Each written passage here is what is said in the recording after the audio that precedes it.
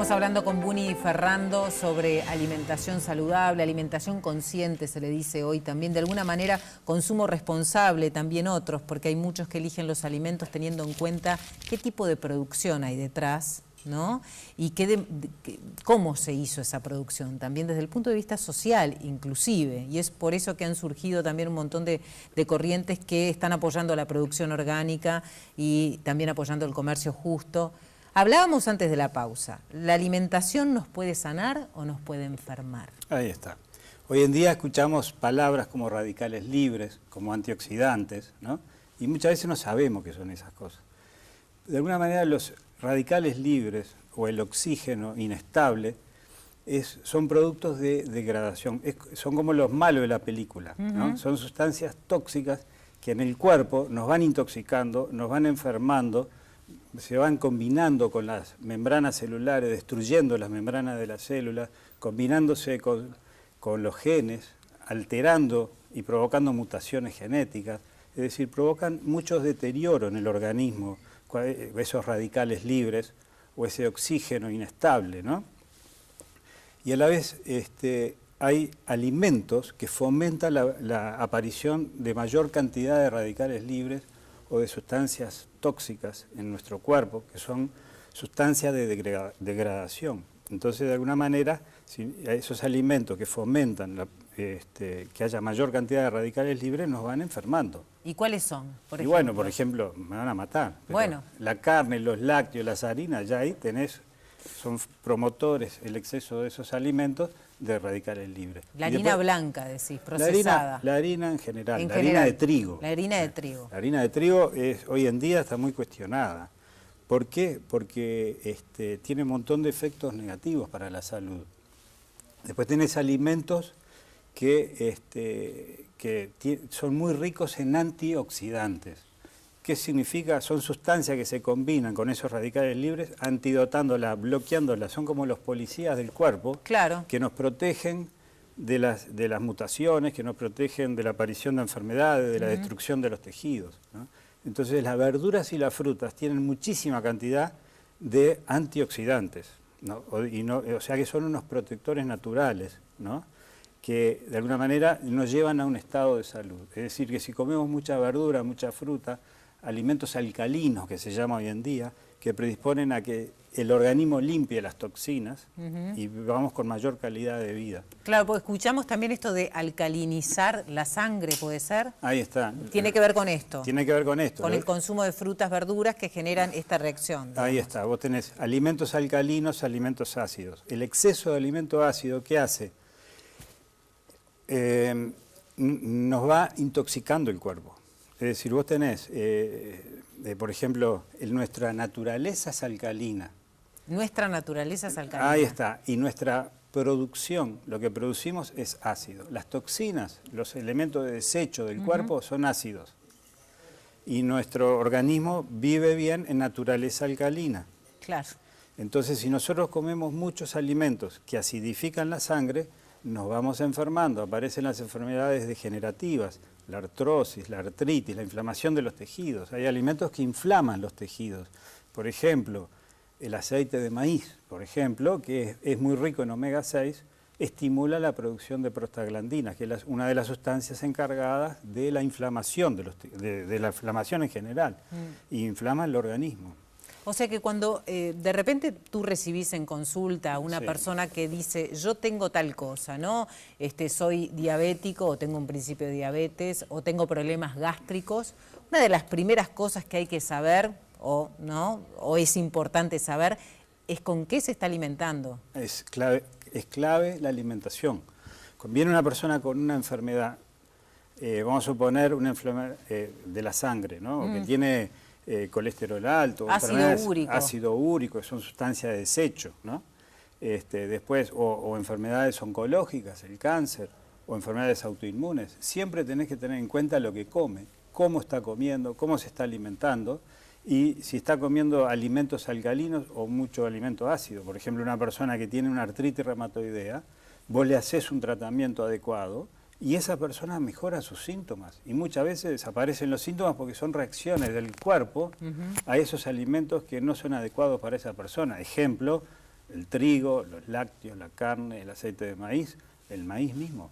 Pueden ser alimentos tóxicos para una persona. Desde hace un tiempo ya que venimos escuchando esto de que los lácteos no contribuyen a determinados órganos, sobre todo, ¿no? A nivel intestinal también Claro. hay como un efecto. ¿Cuál es el efecto? Mirá, a un médico, el que desarrolló el tema de la colonoscopía, un médico japonés, que fueron los que más desarrollaron el tema de la colonoscopía, se fue a Estados Unidos, ¿no? Porque era un tipo muy demandado en su momento, en los años 60. Y el tipo estudiaba los intestinos de las personas, tanto en Estados Unidos como en Japón. Entonces veía que los alimentos de los americanos hacían que el intestino de los americanos estuviera tóxico, estuviera inflamado, estuviera constreñido. Y el alimento el intestino de los japoneses eran intestinos limpios, de acuerdo a la alimentación que comían. Una cosa era la alimentación americana y otra cosa era la alimentación japonesa. Entonces el tipo pudo comprobar cómo lo que comía inflamaba el intestino y después vio cómo esa inflamación intestinal tenía que ver con muchas enfermedades. Es decir, que para realmente curar una enfermedad cualquiera hay que tener en cuenta el terreno y sobre todo ver cómo está ese intestino, si está intoxicado o está limpio. Entonces, porque después aparecían todo tipo de enfermedades en relación a la intoxicación alimenticia provocado por lo que comemos. Entre ellos los productos lácteos. Los lácteos producen mucha mucosidad, tienen caseína. Hay otro libro muy interesante que se llama El estudio de China, que estudiaron las poblaciones chinas, las distintas poblaciones chinas y el tipo de enfermedades que tenían. Entonces, ¿Y qué tienen? Y bueno, por ejemplo, la gente que vivía en el campo, que comían verduras, comían fruta, fibra, y no entraban en contacto con las proteínas animales ni los productos lácteos, no tenían problemas de colesterol, no tenían problemas de cáncer, no tenían problemas autoinmunes. Eso está en el libro que se llama El estudio de China, de Goodman, que lo bajan de internet si quieren. Claro. Ese libro. Está toda la documentación, ese es un capo que el tipo estudió la importancia de las vitaminas y de los minerales en las verduras. En los años 60, fue un pionero. Ahora, también está esto, ¿no? Que hoy en día, como tenemos también mucha más información, Claro. está clarísimo, hay un montón de ofertas de productos o de superalimentos, o quien te recomienda mejor tomar aloe en ayunas, o quien te dice hay que dejar esto e incluir. O sea, hay un sinnúmero de cuestiones que si uno se dedica a hacer todo lo que nos dicen, estaríamos todo el día ingiriendo algo, o las bayas de no sé cuánto. O sea, ¿cómo ves todo este mundo que se abrió ahora de las recomendaciones acerca de cómo detener el envejecimiento o vivir una vida más saludable? Claro, yo vuelvo al principio, decía el viejo naturista Jensen, hay que comer 8 verduras por día, comer fruta todo el día, comer arroz integral, o quinoa, o pescado, que es muy rico en omega 3, que es una... alimentos antiinflamatorios. Lo que hay que hacer es eso, buscar alimentos antiinflamatorios. Con eso, semillas de sésamo, semillas de girasol, frutos secos, ese tipo de dieta, simple y sencilla. Por ejemplo, te voy a contar, hoy ya me trajeron la comida y le dije, tráeme arroz, lentejas, tomate, brócoli y zanahoria y jugo de limón. Ya está. Nada más, sin condimentos, sin no esto, necesitas sin una nada. jalea real propóleo. Con eso ya con eso ya estás. Hoy comí eso. Bien. ¿Entendés? O sea, simple, alimentación simple, sencilla y alcalina. ¿Qué pasa con la harina blanca? ¿Por qué nos cuesta tanto, ¿no? Merendar No es una la harina manzana? blanca, es la harina de trigo. Bueno, la harina de trigo, a ver, ¿por qué? ¿Tiene algún producto adictivo? Porque nosotros también se ha escuchado decir, o he escuchado, que los hidratos de carbono, los carbohidratos, así se les llama, Sí. ¿no? Producen cierta adicción. Ahí está. ¿Es así? Sí, porque tiene efectos sobre el sistema nervioso, sobre la ansiedad, ¿no? Calman la ansiedad y calman la angustia por los efectos de los neurotransmisores. ¿No es una cuestión de costumbre? No, ¿Hay algo más? No. La harina de trigo está complicada con la harina de trigo. ¿Por qué? Porque no es lo mismo la harina orgánica que la harina que no es orgánica, ¿no? La harina tiene muchos fertilizantes que le meten y venenos que le meten para la cura de las plantas, y eso pasa a la sangre, pasa enferma a las personas. Eso yo lo estoy viendo que si vos querés curar muchas enfermedades, de las más variadas, si no sacás la harina, no se cura. Es decir, que la harina viene complicada. Produce también un terreno, los hidratos de carbono, sobre todo del trigo, provoca un terreno fértil para las candidiasis. Y las candidiasis... ¿Qué son? Cándidas, son hongos que producen micotoxinas. Esas micotoxinas inflaman el intestino y a la vez pasan a otras partes y provocan otro tipo de patologías, ¿no? Y muchos síntomas que nos vienen y que tenemos cuando consumimos mucha harina de trigo es provocado por las micotoxinas de las cándidas. Claro. O sea, las toxinas que se depositan en el intestino inflaman el intestino y afectan el estado de ánimo, por ejemplo. Bien. O disminuye la concentración. O sea, porque también hay una cuestión, por ejemplo, de la macrobiótica que dice que hay determinados alimentos que influyen en las emociones y en el estado de ánimo. O sea, es que eso no es la macrobiótica, bueno, eso es la realidad. La realidad, ahí está. Esa es la clínica, la observación.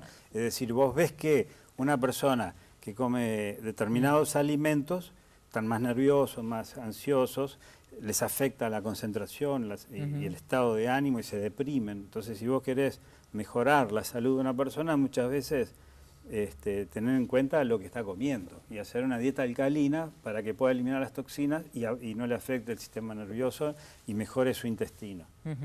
Muchas veces vos querés curar una psoriasis, si no curaste el intestino, la psoriasis no se va a curar.